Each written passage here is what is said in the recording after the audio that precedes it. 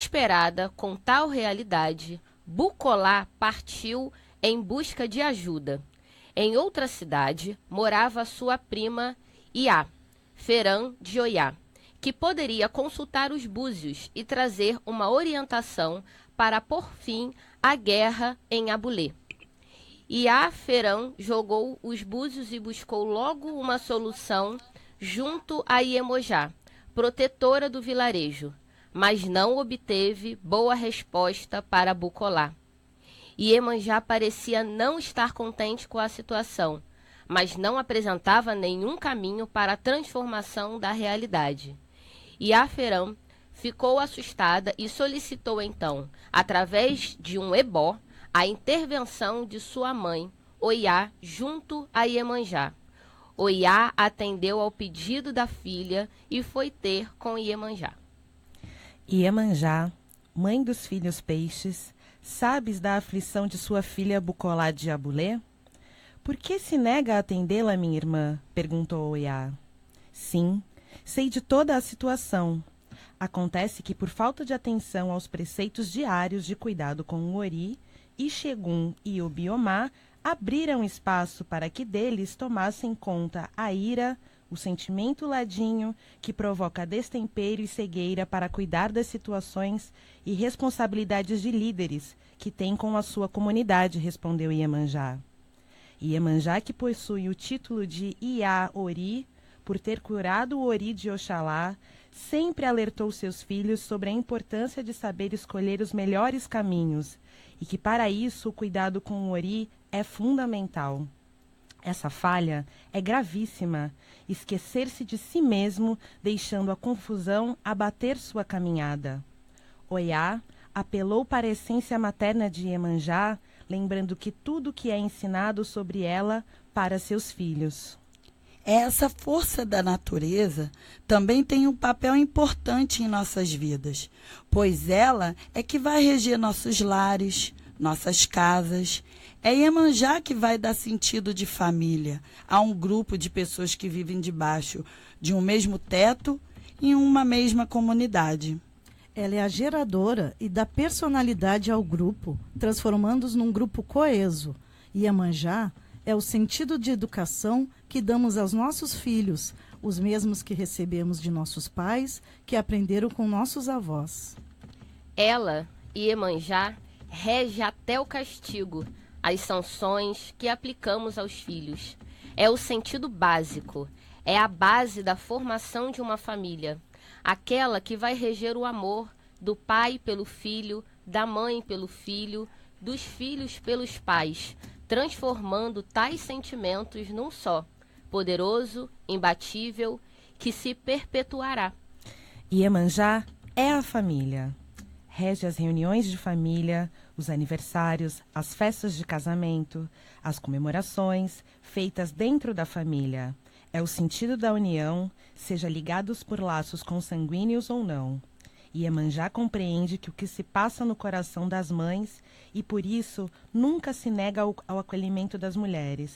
Convencida pelo afeto e pelo amor à humanidade que Oiá citava naquele momento, Iemanjá cedeu e disse a Oiá o que sua filha Iaferã deveria fazer.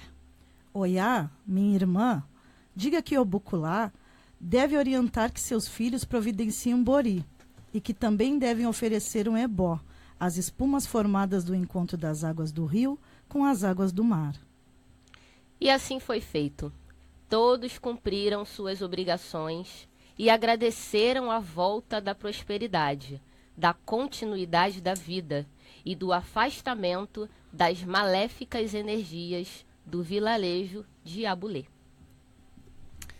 Olha, gente, o pessoal agora está acompanhando a gente, não só pela rádio MEC, mas não só também pela internet, mecm.abc.com.br, e também pelo Facebook Live. Vocês podem dar um tchauzinho para lá tá todo mundo aqui no Facebook Live da MEC AM também. Bom, vocês ouviram aí essa apresentação de um conto, é isso, dona Sinara? Só para apresentar vocês que estão chegando aqui agora no Facebook, temos aqui a Sinara Rúbia da Tchauzinho lá, a Sinara, a Lisiane Niedsberg, a Janine Rodrigues e a Aline Lorena, nosso time do grupo, do coletivo Na Onda das Pretas, que em parceria aqui com o Batepapo.com, fazendo um grande sucesso, abrindo espaço para esse momento, né, que a gente conseguiu fazer de parceria lá desde a Flip, e a gente segue fechando essa temporada em 2018. São as Pretas e o Branco aqui, tentando de novo, de fato, aprender e cada vez mais se sensibilizar com a causa, porque cada vez mais a gente precisa ter um olhar diferente de todos. Todos somos parceiros iguais, e para com essa história de, sabe, tanta falácia, né, dentro do povo branco, né, ou do não preto, né, que a gente aqui está tentando quebrar esses paradigmas. Sinara, agora fala pra gente o que vocês contaram, que história foi essa que vocês contaram pra gente? Essa história de Iemanjá, né, a gente é conhecido como um conto, ou então, dependendo do espaço, vai ser chamado de mitologia, mas também é chamado de Itã. É um Itã. Itã é o que é falado no espaço sagrado da religiosidade de matriz africana. E são histórias narrativas que trazem ensinamentos do cotidiano, da vida das pessoas, das etnias, dos povos que vieram para o Brasil e foram preservados através da oralidade. E essas histórias, elas são as histórias que permeiam as vidas dos espaços sagrados. São essas histórias que são os ensinamentos, que são as diretrizes e que são a fonte de inspiração das pessoas que praticam essa religião de matriz africana. E hoje o nosso tema é afeto, e a gente trouxe essa história de Iemanjá, né, que fala sobre o afeto de uma forma ampla. Eu acho que um dos pontos que a gente pode destacar dessa história é o afeto ali como um instrumento para influenciar as relações humanas de uma comunidade, né? De como que o afeto é usado para desenvolvimento, né, econômico, o desenvolvimento psíquico, emocional, cultural de uma comunidade, de como esse afeto nessa e outras histórias sempre sofrem ameaças externas, né? A gente pode ler como ameaças do sistema, né? Como as outras coisas, os outros sentimentos não nobres, como que isso está sempre em conflito e o afeto está sempre direcionando e influenciando e determinando os comportamentos. Ele sempre vai ter um desafio, né, que quando esse afeto é abalado, traz problemas para a comunidade, e também o mesmo afeto é a possibilidade de resolução desses problemas. Dona Janina, o que é afeto para você? Eu acho que o afeto é o que está entre eu e você, né? Ou pelo menos é o que deveria estar. Eu acho que o afeto é a liga, né? Porque entre eu e você, entre eu e a Sinara, e a Liz, e a Aline, e qualquer outra pessoa, sempre vai existir uma brecha. Porque temos histórias de vidas diferentes, caminhos diferentes. E o que faz a gente ter uma proximidade é o afeto. O afeto é aquilo que se coloca nessa brecha, né? O que faz a gente se achegar. E esse afeto, ele não significa que ele só vai existir se não houver erro, se não houver falha, ou se você achar que tudo que a pessoa faz é certo. Não, o afeto, ele está muito além disso, né? Porque se a gente... Teve uma vez que eu usei um exemplo com um sobrinho meu, que ele parou de falar com um coleguinha da escola. E eu falei, olha, ok, é um direito seu, mas você acha que isso vai resolver, assim, né, a curto prazo? Porque se a gente tá andando em casa, por exemplo, e bate o pé no sofá, bem aquela ponta do dedinho que dói pra caramba, sabe? Dói, né? Dói muito. Então, aí, tipo, aquele dedo, né, que é seu, ele te causou uma dor muito forte. Você não vai olhar pro seu dedo e vai falar, eu vou te cortar porque você me causou uma dor, vou arrancar você, vou me vingar. Você não fala isso, porque o dedo é parte de você, né, obviamente. As pessoas que estão ao seu redor de alguma forma, fazem parte desse seu caminho também. Então, você simplesmente cortar é difícil. Porque tem gente que, né, a vontade que dá é virar logo a mão na cara e acabou, sendo bem sincera. Mas não adianta, nem pra ela, nem pra gente. A gente tem que tentar, a gente tem que fazer com que esse afeto se coloque nessa brecha, né, para que ele consiga ir convergendo essas admirações e essas energias. Aline, o que é afeto para você? Adorei essa fala do chutar o dedinho, né? O dedinho, nossa, É bem didática. Muito didática, é verdade. Vou começar a adotar essa também. Como eu aprendo com essas meninas aqui, meu Deus. Aline, o que é afeto para você? O afeto para mim é uma dimensão existencial e política de como a gente se relaciona no mundo, né?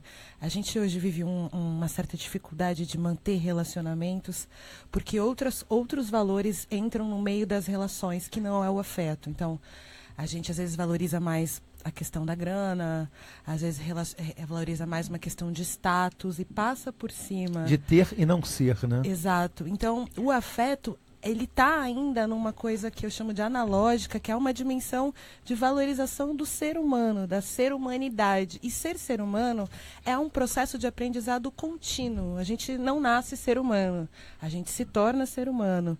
E o afeto, ele é uma forma de nos humanizar, né? Então, a questão crucial para mim, a gente está num programa que fala de mulher. Tem mulheres pretas protagonizando suas falas. E o que eu sinto muitas vezes é que o afeto parece que está distante. A gente tem tanto no nosso dia a dia que lutar contra racismo, machismo, misoginia, enfim. Parece que nossas falas se tornam raivosas. A gente é tido como as mulheres bravas, como mulheres nervosas, histéricas, né? E às vezes essa dimensão do afeto meio que se esvai. Então, quando a gente traz o assunto do afeto como o último tema do programa, é para afirmar esse lugar político, esse lugar importante do cuidado, do amor, né? A gente está indo para o final do ano, que a gente celebra o Natal, geralmente a gente se reúne, e às vezes a gente não sabe nem porque a gente está se reunindo mais. Assim, ficou uma coisa tão louca, tão pautada no consumo, tão pautada em postar foto, e numa coisa tão... E a gente não abraça, não beija, ou fica com medo de falar certas coisas, mesmo coisas que desagradam as pessoas, elas são fundamentais. Janine me ensina muito isso. Eu sou filha de Oiá, sou muito braba, né? Você pisa no meu calo, eu quero arrancar seu dedo. E a Janine, ela me traz assim, não, mas a pessoa pode não ter pensado isso, e você tem que dizer, então me educa para que eu pare, me coloque no meu lugar de dizer, olha, aconteceu isso, e a pessoa, na maior parte das vezes, me surpreende. Jura? Eu fiz isso? Fez. Então, assim, a possibilidade de estabelecer o diálogo e não o rompimento, não eu tomar qualquer atitude como sendo frontalmente contra mim, faz com que a gente abra o diálogo, que a gente abra para reflexão. Então, o afeto, para mim, é tudo isso que nos afeta, que nos mobiliza. Né? Ai, como é bom esse bate-papo hoje aqui sobre afeto. E a Elise, né? Vão, que alívio, E depois eu vou até mostrar para vocês, porque quando as meninas elas me mandaram a pauta, né, a ideia, afeto, eu falei assim, gente, uma coisa tão genérica, né, tão ampla. Aí eu, não sei que esses insights, assim, vocês lembram daquela campanha Onde Você Guarda o Seu Racismo, lembra? Aí eu falei, vou lançar isso no nosso tema, Onde Você Guarda o Seu Afeto. Aí eu falei, caramba. Tem gente que tá tão escondida, né? que fica difícil de achar, mas tem. E aí faz até aquela convergência também, né, pro Onde Você Guarda o Seu Racismo, porque as pessoas às vezes... Gente, eu tô acompanhando essa novela agora, né? Já falamos dela, né? Essa novela. Nós dois temos menor vergonha disso. Eu tô ficando de Você viu ontem? A gente via. Babado. Fantástico. Não, depois a gente tem que comentar no Zap isso, viu? E aí você vê que o que tem mais sistematizado nessas falas, no texto, né? É quando a moça lá, a mulher do juiz fala...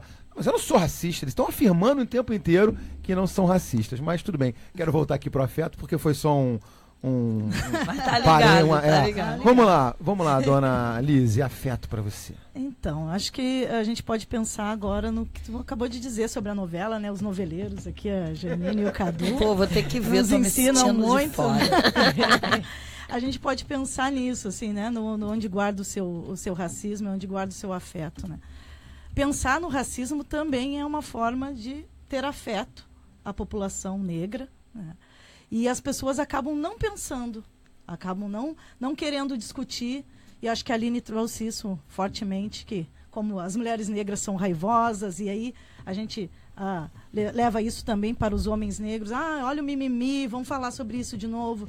Cadê o afeto? Cadê a empatia? Se colocar no lugar dessas pessoas negras que passam por tantas coisas e que estão aí, né, nos espaços, dizendo, né, tendo o espaço de dizer o que estão sentindo. É o que a gente está fazendo hoje, né? Quando a gente traz como o tema afeto no último programa, a gente quer dizer que a gente discute tudo isso, a gente precisa falar sobre isso, muitas vezes a gente expõe toda a nossa dor, mas que a gente é constituído de afeto, de amor, de amizade, de empatia, de solidariedade, né? É isso que a gente quer trazer hoje. Perfeito. Vai, Janine? Não, é isso, assim, né? Eu acho que do ponto de vista do mundo, né? Não existe do lado de fora, né? Não existe você viver, quando a gente fala fulano ou determinada pessoa vive no seu mundinho, mas mesmo assim aquele mundo dela vai ser afetado pelos mundos que estão à volta, né? Então, se você tem, por exemplo, um filho, uma filha, e a educação que você passa para ela não está carregada de afetividade, é impossível você dar a ela uma boa educação. Não tem como, né? A base da educação, a base desses relacionamentos é a afetividade. Precisa ser a afetividade para ser efetivo, né? Porque não tem como um ser humano, né? Não tem como alguém se tornar um ser humano e receber uma educação, um conhecimento que não tenha essa afetividade. Porque ele não vai conseguir viver numa sociedade, em nenhuma sociedade, de uma forma plena, né? Ele precisa se solidarizar com o outro que não tem aquilo que ele tem, que não tem a acessibilidade que ele tem, que sofre coisas que ele não está sofrendo. Se ele não é solidário a essa dor, se ele não enfim, se aquilo ali não é uma causa para ele também, se não tem essa afetividade, é muito difícil uma pessoa dessa ser feliz. Eu acho que é impossível, porque a gente vive junto, querendo ou não, vivemos juntos. Então a gente vai ter que achar uma forma de ser feliz junto. Ô, Sinara, vocês acham ou você acha, vocês podem responder depois também, que o afeto ele tem a sua sazonalidade? Por exemplo, estamos agora, como a Aline falou, na época do Natal, final de ano, né? Depois tem Dia das Mães, Dia dos Pais, aí tem o contexto comercial, mas também afetivo. Você acha que tem que pensar no afeto só de forma sazonal ou sempre? Sempre que a gente puder, é claro, né? E pensar nele.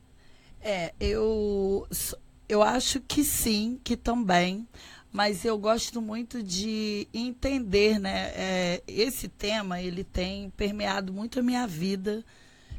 Eu tenho pensado muito nisso, principalmente nesse ano de 2017, um ano difícil no nosso país, de retrocesso político, de perda de direitos.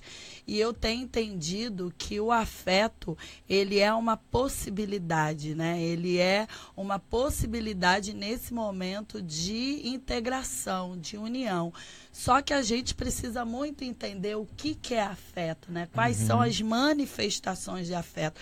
Para a gente não achar que afeto está sempre ligado àquela coisa só de palavras doces, né?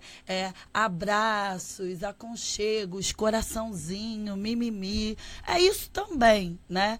Só que ações fortes, né? Ações políticas, falas duras, também são afetos, né? Quando a gente vai olhar para famílias negras, famílias pretas, a composição, né, dessas mulheres, como são famílias que às vezes agregam, não tem só os seus filhos, mas tem sempre um sobrinho, alguém que perdeu o pai e a mãe de outra família. Isso acontece muito nas comunidades. São famílias constituídas do coração, são famílias constituídas de afeto e não só aquele sentido biológico de família, né? Então, eu acho que o afeto, ele deve ser olhado em todas as suas dimensões. A gente precisa estudar, compreender essas possibilidades de afeto. Eu acho que é um desafio para a gente, porque eu acho que o afeto precisa ser uma metodologia de vida. Não é fácil exercer o afeto. Ele é um instrumento que a gente tem que praticar, tem que pensar racionalmente, não é só algo emocional, que, ai, meu coração se apaixonou pela pessoa. É isso também, né? Eu não estou desqualificando essas coisas, mas eu estou dizendo que é algo racional, que eu preciso colocar na minha prática de vida. Eu preciso dar o telefonema para aquela pessoa, eu preciso dar um bom dia, eu preciso saber o que está acontecendo, eu preciso marcar um encontro, tomar um café, me reunir com ela, eu preciso abraçar, eu preciso. Então, isso é uma questão de comportamento. O afeto é um comportamento que a gente precisa ter. Vou jogar uma fala agora para a Lise, mas depois do intervalo ela vai responder. Limite. Dar limite é dar afeto? Com você como educadora, porque isso é importante a gente falar também, né? A gente pensa, não, eu estou brigando, eu estou colocando limite naquela pessoa, principalmente nas crianças, né? Que precisam muito. Os adultos, mais ainda, que não tiveram limite na infância. Mas dar limite é dar afeto? Lucas Alexandre, vamos por um intervalo e a gente volta já já para as meninas, as pretas, aqui conosco, responderem essa pergunta. Você está ouvindo Bate-Papo.com.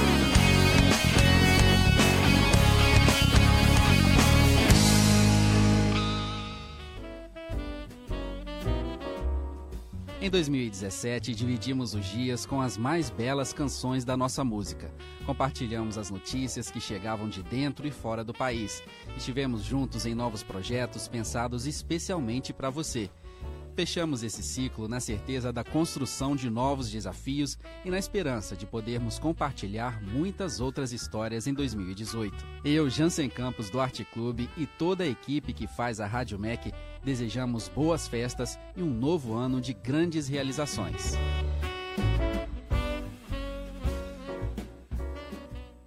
Nem sempre a vida segue tranquila como a gente quer. Às vezes o futuro, um segundo prematuro, parte quebra a sua fé. É a hora de lembrar que manter viva essa força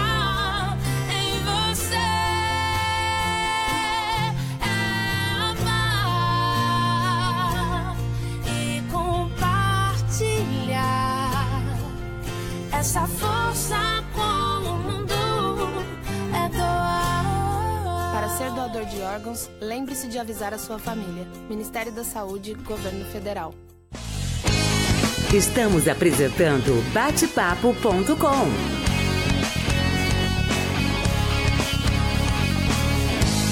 Bate-Papo.com, agora 10 horas e 39 minutos, você está conosco, eu sou Cadu Freitas e elas aqui no Bate-Papo.com, na Onda das Pretas, as nossas convidadas que hoje trazem pra gente aqui um grande finale da temporada 2018 na Onda das Pretas, com a Sinara Rúbia, a Aline Lorena, a Lisiane Edsberg e a Janine Rodrigues, as nossas pretas, hoje falando sobre afeto aqui no Bate-Papo.com, que você acompanha até às 11 horas. Depois, Cadu, mas só conseguir ligar agora o rádio ou acessar o aplicativo só agora, ou então ouvir pela mecam.abc.com.br ou acompanhar o Facebook, não tem problema não. Depois esse programa vai lá para o mecam.abc.com.br e a gente compartilha com vocês e vocês dão lá um clique compartilhar. Tá assistindo o vídeo agora? No Facebook, compartilha, dá lá compartilhar e manda para os seus amigos. Bom, antes do intervalo fiz a provocação, né? Para Lise, a nossa educadora também presente. Todas são educadoras, mas a Lise tem aí um foco muito bacana também dentro do cárcere, né? Dentro das crianças também. E aí, Lise, eu fiz a pergunta sobre se dar afeto é dar limite. Com certeza, Cadu. Com certeza. Falta, né? Um pouco disso. Falta um pouco de limite, mas também as pessoas entenderem o que é limite, né? Ah, garota! Dizer para um menino que ele não pode chorar não é dar limite, né? Em algum momento está dizendo para ele que ele não pode ter sentimento, que ele não pode, que ele é diferente, que ele é diferente das meninas, não, né? As meninas agora acabaram de trazer aqui a ideia de ele não pode se expressar, né? Ele pode, assim como as meninas podem se expressar. Essa educação que segmenta e que pensa o menino de um jeito e a menina de outro, isso é muito complicado. Até por cor, né, gente? Vamos parar pra pensar, até o azul, o rosa, isso tá caindo também em Brinquedo de desuso. menina, brinquedo de menina. E aí, posso Claro, fazer uma com intervenção? certeza. Esse programa é Só pra assim, né? gente Ele não vai perder viajando assim, a na maionese. dimensão. Eu sou a chata do rolê. A dimensão da discussão, né? Ela é racial, ela é política, né? A gente está trazendo o afeto como uma forma de olhar para o mundo de um jeito mais humano. E aí, quando a gente pensa nos números, as mulheres negras são as mulheres mais preteridas. O número de mulheres que se casam são muito menores. Então, isso tem a ver até por cor da pele, né?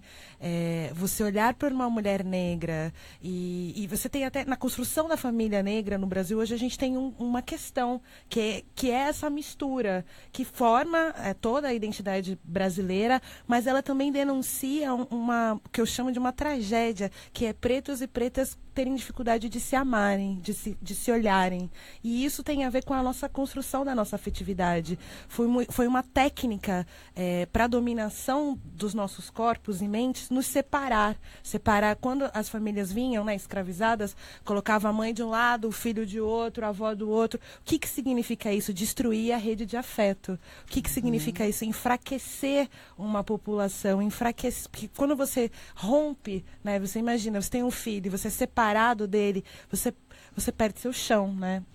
Então, quando a gente traz a dimensão da discussão do afeto como uma forma de unir, como uma forma de amar, como uma forma de nos olharmos, é nessa dimensão de fortalecer a nossa luta pela via do amor.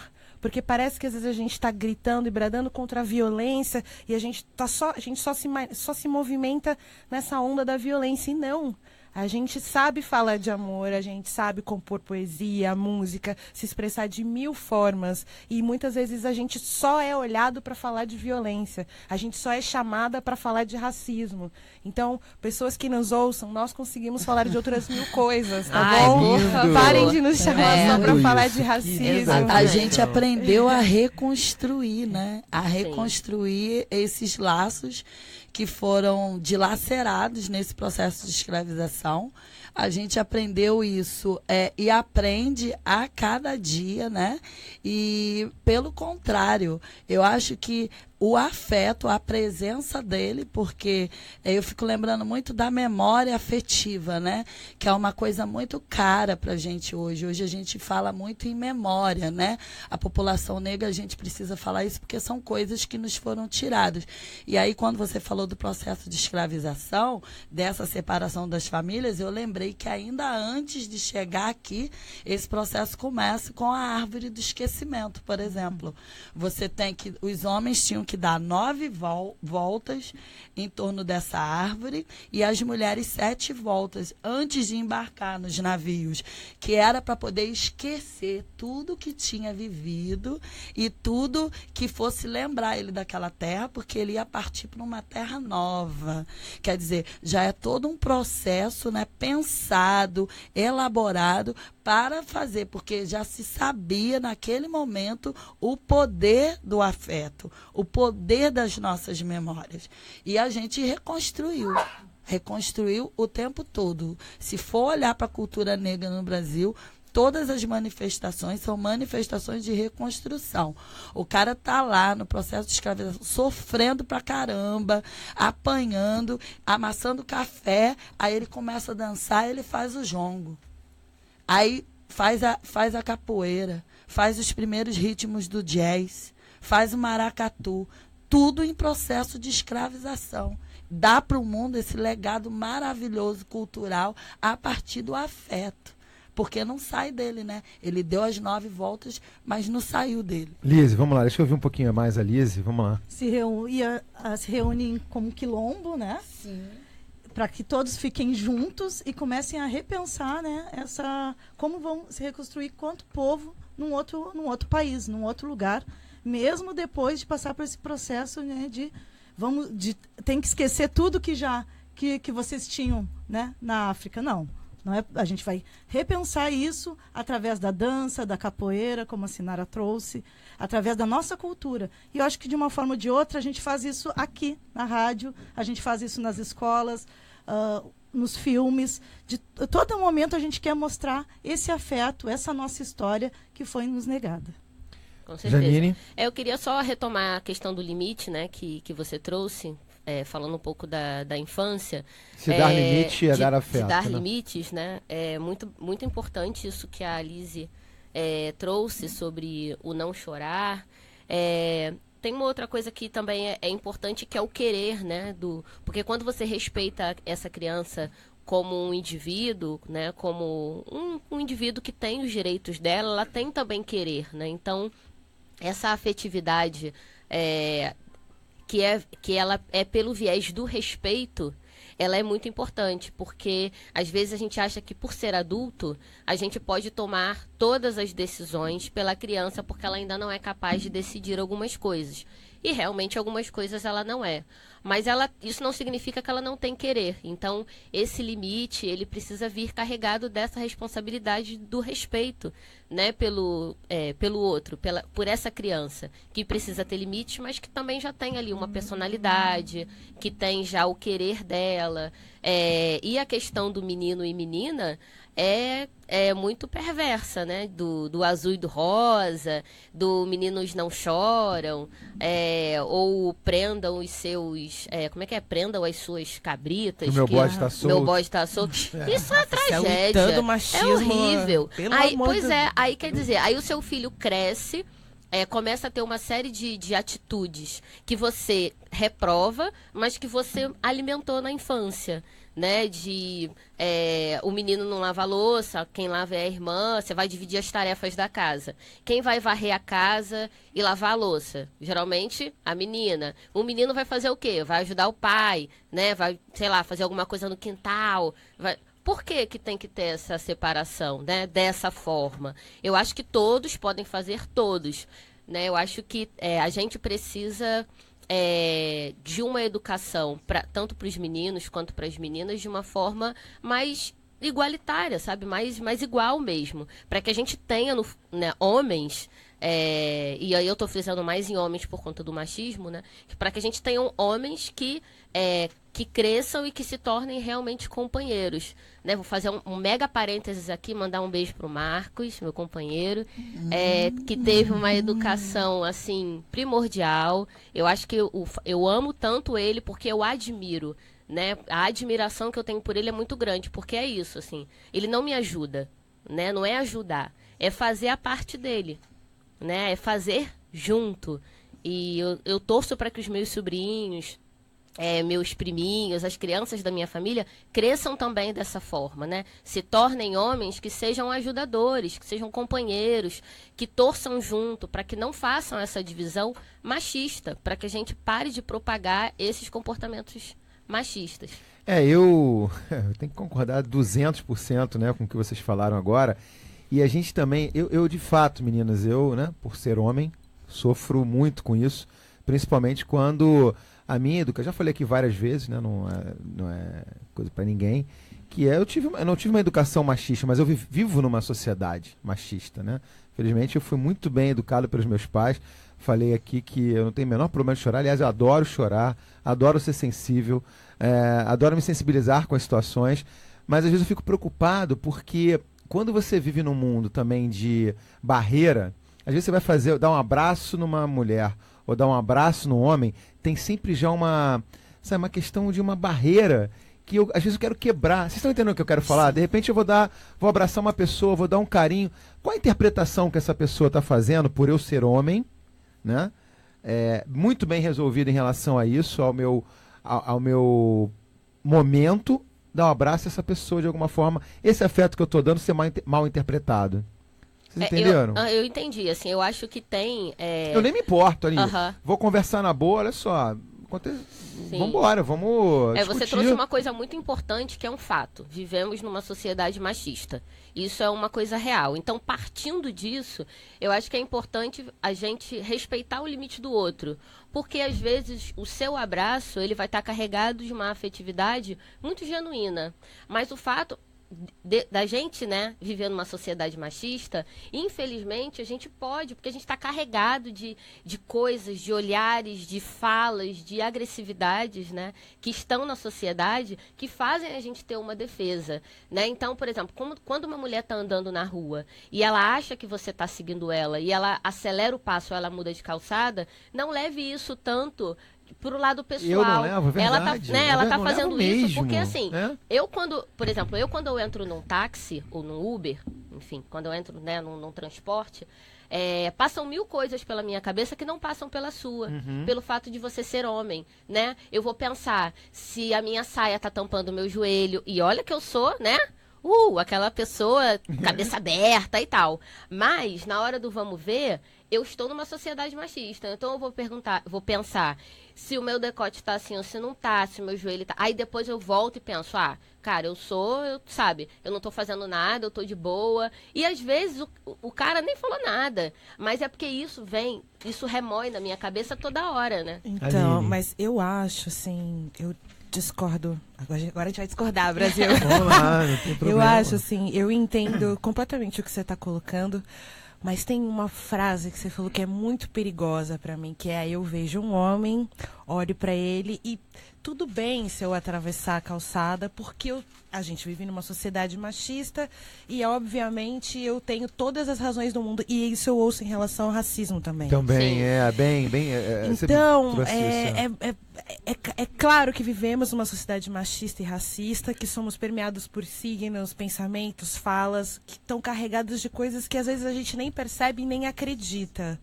Mas a gente está fazendo isso. Então, eu acho que a gente tem que se questionar eu não vou dizer para você não mudar de calçada, mas evitar fazer isso é um exercício do Sim. não estereótipo do outro. Sem dúvida. Obviamente que o constrangimento não deve ser da mulher. Obviamente, eu não estou dizendo que tá tudo bem a gente andar na rua e ser seguido e isso tá ok. Mas a gente não pode naturalizar isso, porque a gente vive numa sociedade machista e tudo bem as mulheres fazerem isso, porque é assim que é. Não, tudo bem não, péssimo. E o próprio preconceito também, quer dizer, eu quando vou abraçar um homem, dar um beijo no homem, né, dar um carinho no homem, eu adoro abraçar meus amigos e dar um abraço forte, beijar, nenhum problema, mas ainda tem aquela coisa... Eu acho até já menos, eu acho que isso já tem uma coisa menos forte, mas ainda existe. Assim, só fazendo escurecendo, né, como a gente gosta de dizer, escurecendo a ideia, quando eu falo eu tô falando esse eu mulher, né, eu não tô trazendo a Janine Rodrigues. Não, sim. Eu tenho por hábito passar não só por essa situação, mas por algumas outras situações que eu me forço a pagar para ver. Que eu acho que é isso, que é esse processo da gente tentar se educar e, de alguma forma, contribuir para a educação do outro. Mas eu acho que cada mulher e cada homem, cada ser humano, está num momento da vida. O que eu estou querendo dizer com essa minha fala da calçada, do cuidado, do medo, é para a gente entender o momento que aquela pessoa ali está. Às vezes ela está fazendo isso, que a gente pode entender como não justificável, né? Como, por exemplo, eu tenho uma sobrinha que é um mulherão e tal, e entrou naquela neura de eu não vou usar isso porque fulano vai olhar. Eu falei, você vai usar? Você quer usar? Você vai usar, né? Porque senão você inverte os papéis. Você se coloca como está fazendo uma coisa errada e a pessoa está fazendo uma coisa certa. Agora, haverão consequências. E você tem que assumir essas consequências. Você não pode deixar de fazer o que você quer fazer porque você vai ser vista ou interpretada daquela determinada forma, entendeu? Mas a gente tem que entender esse momento do outro, né? O meu momento é um momento de já entender. Mas nem todo mundo tá nesse mesmo time. O tempo que passa rápido, essa hora que passa mais rápida, é a hora mais rápida do rádio brasileiro. Mas vamos para dentro da rede, que tem a turma que tá comentando aqui com a gente. Vamos lá, Lucas, já pedindo, depois tem Paradinha Musical. Por dentro da rede. Fernando Amorim participou aqui com a gente, dizendo, bom dia, sou fã delas. Eu também sou, Fernando. Olha só, a Andréia Melo Afofes tá lá em Campo Grande acompanhando a gente. Beijo pra você, Deia. A Marisa Santana, afeto como metodologia de vida. Bacana isso, hein? Concordo com você, Marisa. A Ellen Cristina, uhul! Uhul! Um arraso! Define vocês, disse aqui a Ellen. A Cíntia Gomes também, lá do Recreio, tá acompanhando a gente. Agora tem paradinha musical pra vocês. Parada musical. Quem chama a nossa música? A Aline, a Janine? Janine! Então, a gente vai ouvir agora a música de Oxum, com a Rita Ribeiro. Sim, a gente vai ouvir na sequência também Ivone Lara, Um Sorriso Negro. Espetacular, músicas que representam muito a gente e o que a gente está falando aqui hoje de afetividade, de escuta, de lugar de fala. Bacana, e é isso aí. Bacana. Vamos lá, Lucas.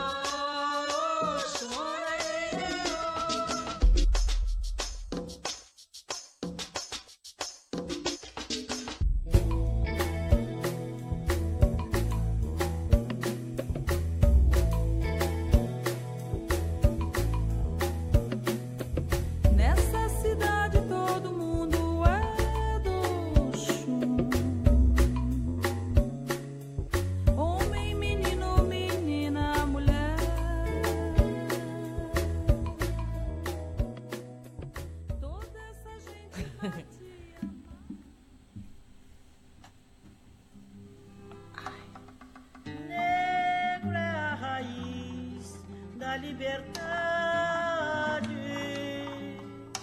Negro é a raiz da liberdade.